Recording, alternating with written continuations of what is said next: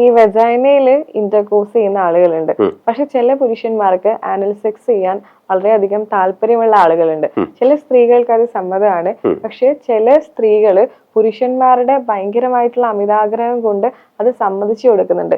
Even it is painful ആണെങ്കിൽ പോലും തന്റെ പാർട്ട്ണറുടെ ഒരു സന്തോഷം അല്ലെ, ഒരു പാർട്ട്ണറിന്റെ ക്യൂരിയോസിറ്റി അല്ലെ, പാർട്ട്ണറിന്റെ ആഗ്രഹം അല്ലേ എന്ന് വിചാരിച്ച് ഏനൽ സെക്സിന് സമ്മതിക്കുന്നുണ്ട്.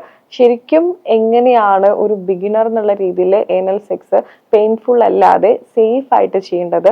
അല്ലെ ഏനൽ സെക്സ് സേഫ് ആണോ, ഹെൽത്തി ആണോ? ഈ ഏനൽ സെക്സ് ഈ പറഞ്ഞ രീതിയിൽ സ്ത്രീക്ക് മിക്കവാറും താല്പര്യം ഉണ്ടാവാറില്ല.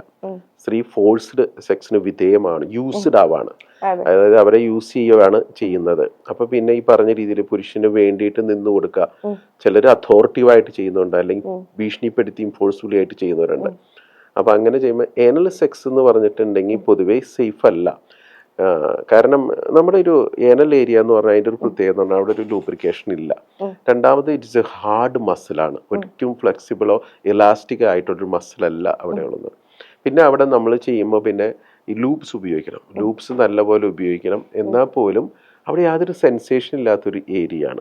അപ്പൊ സ്ത്രീയെ സംബന്ധിച്ച് അതൊരു ഡിസ്കംഫർട്ടാണ്, മോർ പെയിൻഫുൾ ആയിട്ടൊരു സാധ്യത കൂടുതലാണ്. പിന്നെ ഒരു ഓപ്ഷൻ അങ്ങനെ വേണമെന്നുള്ളതെന്ന് വെച്ചിട്ടുണ്ടെങ്കിൽ പിന്നെ പ്രൊട്ടക്റ്റീവായ മെത്തേഡുകൾ ഉപയോഗിച്ചിട്ട് നമുക്ക് കോണ്ടം പോലത്തെ മെത്തേഡുകൾ ഉപയോഗിച്ചിട്ട് പിന്നെ ആ ഒരു ഇതിലേക്ക് സെക്സിലേക്ക് ഏർപ്പെടണം. അപ്പം അതിന് മുമ്പായിട്ട് ഒരു ഇൻഫെക്ഷൻ തടയാനാണ് ഈ ഒരു നമ്മൾ ഈ കോണ്ടം പോലത്തെ സാധനങ്ങൾ ഉപയോഗിക്കുന്നത്.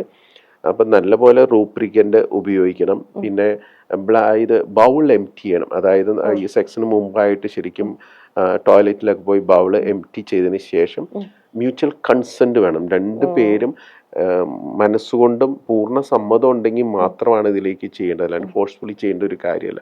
ഓക്കെ, മ്യൂച്വൽ കൺസെന്റും രണ്ടുപേരും എഗ്രി ആണെങ്കിൽ അങ്ങനെ ചെയ്യുന്നതിന് കുഴപ്പമില്ല. പക്ഷെ ഈ മസിൽ മറ്റേ വജേന പോലെ ഇലാസ്റ്റിക് അല്ലാത്തതുകൊണ്ടും വലുതാവുകയും ചെയ്യില്ല, അവിടെ യാതൊരു സെൻസേഷൻ ഇല്ല, വെരി ഹാർഡായിട്ടിരിക്കുന്ന ഒരു മസിലാണ്. അപ്പോൾ അങ്ങനെ പ്രത്യേകത ഉള്ളതുകൊണ്ട് നല്ലപോലെ ലൂബ്രിക്കൻ്റ് ഉപയോഗിച്ചിട്ട് അവർക്ക് ഡിസ്കംഫർട്ട് ഇല്ലാത്ത രീതിയിൽ, ചിലപ്പോൾ ടീറൊക്കെ സംഭവിക്കാനുള്ള പോസിബിലിറ്റീസ് ഹൈ ആണ്. പെയിൻഫുൾ ഇല്ലാതെ എന്നുണ്ടെങ്കിൽ ഒരു പിന്നെ റഷ് ആൻഡ് ഹാർഡ് ഇതിലേക്ക് പോകാൻ പാടില്ല.